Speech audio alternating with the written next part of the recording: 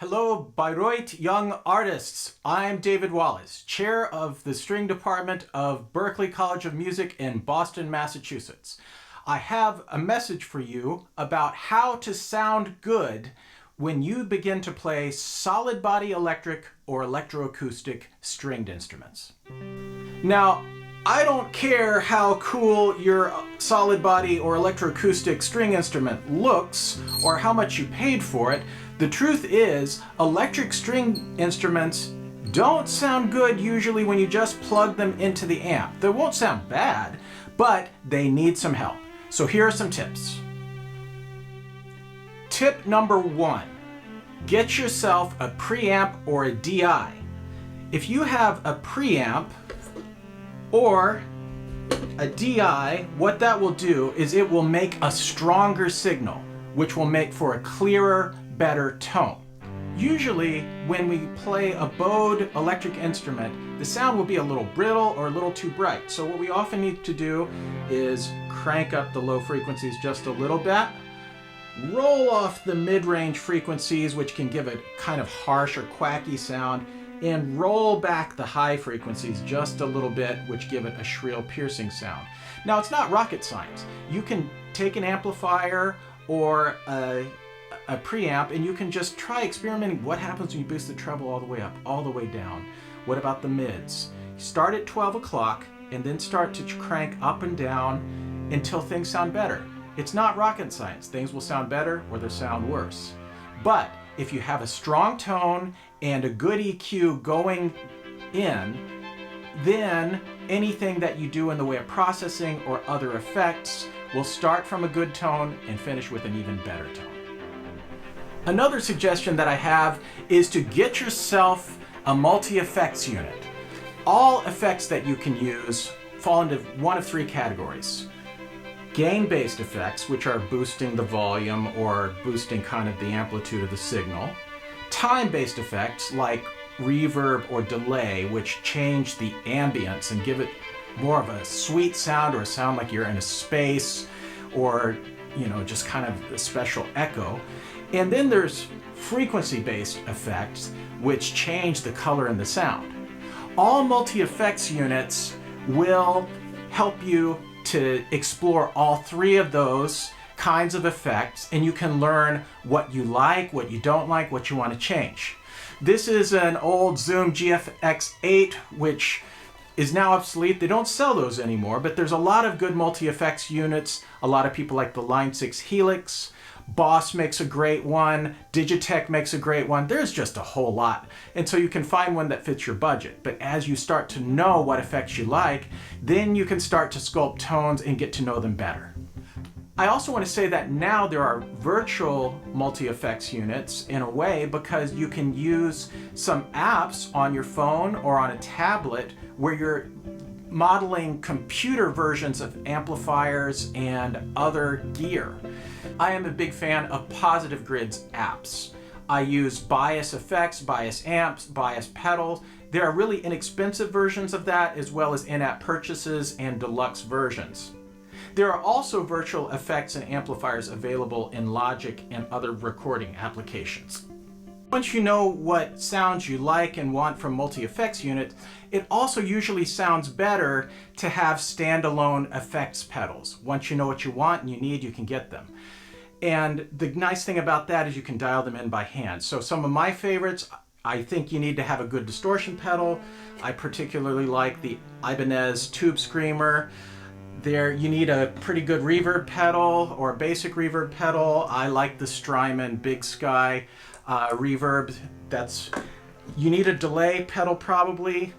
Any digital delay by Boss is wonderful. There's also a lot of others. You gotta have a wah-wah pedal. My favorite's the Morley Bad Horsey 2, but there's the Crybaby, there's the Vox wah pedal classic. There's so many. And in terms of, I like flangers and phasers. One of my favorites is the MXR EVH Phase 90, which is kind of 2 pedals in one, modeled after the sound of Eddie Van Halen. Tip number 5, study up and read. A book I recommend to all improvising string players is Joe Denenzone's Plugging In, A Guide to Gear and New Techniques for the 21st Century Violinist, available from Mel Bay Books.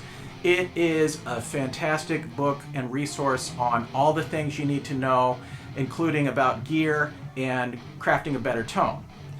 I love to read guitar magazines and guitar books, and one book that I used that was really helpful was Here is DoD Presents 100 Superstar Guitar Sounds at a Stomp Box Budget.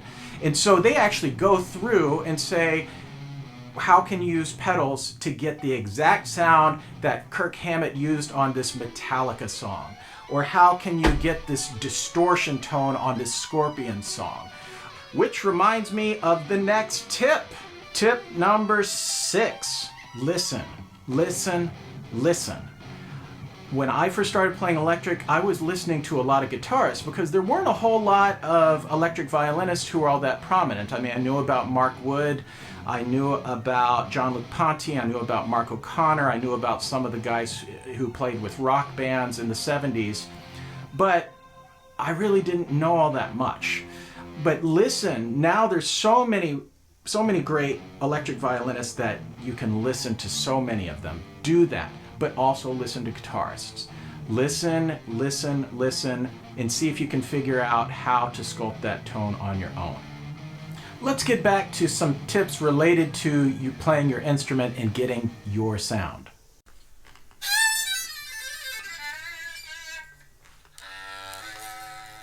And one of my best tips of all, which almost no one does, which is play totally unplugged. Because if you can sound precise, clean, and beautiful with no amplification at all, when you add the preamp and the effects and everything else, you're going to sound fantastic. Another critical tip, your amplifier is the other half of your sound. You need to try out a lot of different amplifiers, and some of them are virtual, you could do that, but you can also go to like a guitar store and plug in. An amp that sounds good directly plugged in is going to be a good sounding amp for you. If something sounds horrible without any preamp or other gear, it's probably never going to work. Another tip on amps, bring your gear that you're going to play with when you shop for amps. Also, let me recommend that you get in a good relationship with a good guitar shop or electric violin shop. My favorite is the Electric Violin Shop in North Carolina. Although I've never been there in person, I've had phone conversations, I've had emails, and I've made purchases. They know us better than anybody. They know what gear works for us better than anybody. They are neutral, so they support all brands and all gear, and so they're interested in what works for you. And so they're wonderful at helping out. If you can find a similar shop, that's really good for you too.